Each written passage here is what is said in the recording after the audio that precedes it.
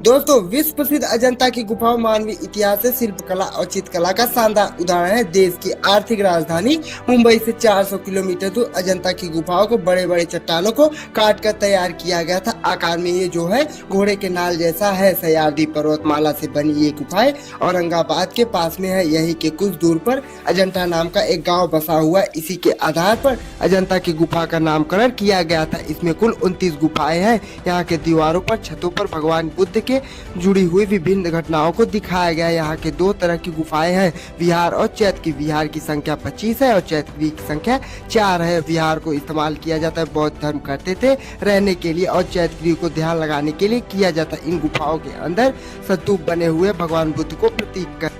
कब हुई खोज? जंगली जानवर और विविध समुदाय छोड़कर बाहरी दुनिया से अजंता की गुफा 1000 वर्षों के लिए अज्ञात रही है। इन गुफाओं की खोज को 1819 में मद्रास रेजिमेंट के एक युवा सैनिक अधिकारी जॉर्ज स्मिथ ने किया था। 1938 में इसे यूनेस्को द्वारा विश्व विरासत स्थल की सूची में शामिल कर किया गया था। कहा जाता है कि जो स्मिथ शिकार की तलाश में निकले थे, तभी उन्होंने बौद्ध नदी के सामने एक गुफा देखी। मुहारे को देखा इंसानों द्वारा बनाया गया था।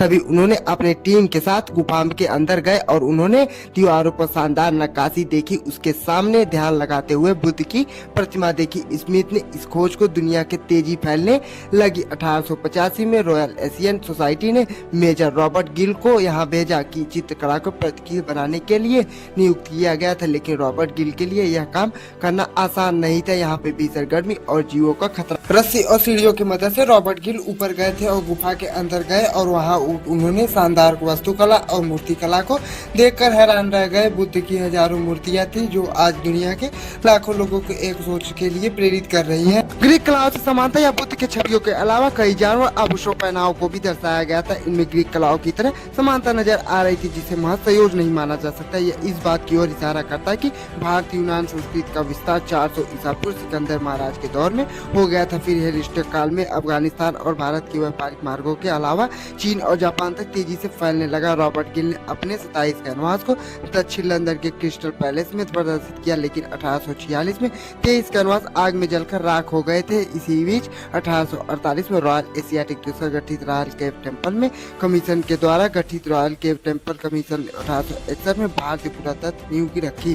कुछ निडर विशेषज्ञ इसमें शामिल हो गए थे। कई पेंटिंग दीवार टूटने के कारण खराब हो गई, कुछ को इन्होंने बचा लिया। इसके बाद 1872 में बॉम्बे स्कूल ऑफ आर्ट ने प्रिंसिपल जॉन ग्रिफिथ को नई प्रतिकृतियां बनाने की जिम्मेदारी दी। उन्होंने अपने छात्रों के साथ मिलकर 300 चित्र बनाकर तैयार किया। लेडी हेरिंगन कलकत्ता स्कूल आर्ट की मदद से 1909 में अजंता की गुफाओं की प्रतिकृतियां बनाना शुरू कर। हैदराबाद के इतिहास का गुलामी अज़ाई ने 1930 से 1955 के बीच अजंता की गुफाओं का अध्ययन किया। अपनी फोटोग्राफी को 4 भागों में दुनिया के सामने रखा। राजधानी के योगदान के लिए उन्हें भारत सरकार द्वारा पद्म भूषण से सम्मानित किया गया। यह बीते हुए 2 दशकों में भारतीय पुरातत्व के तकनीक का इस्तेमाल करते हुए 1000 साल पहले कलाकारों द्वारा चित्र को बनाने की तकनीक का खुलासा किया गया। कि बताया जाता है कि इन छवियों को बनाने के लिए अफगानिस्तान से मिलने वाली लेपिलियस लेजोलियस कीमती पत्थरों का इस्तेमाल किया गया था, जिनके नीले रंग के पत्थर का प्राचीन इतिहास कालों में नवरत्नों से दर्जा दिया गया था। माना जाता है कि अजंता के 2 कालों में बनाया गया था। इसकी ऊंचाई 76 मीटर। अजंता की गुफाएं भगवान बुद्ध की जीवनी को भी दर्शाती। इन गुफाओं को प्रमुख राजा हरिसेन के संरक्षण में बौद्ध भिक्षुओं के द्वारा ही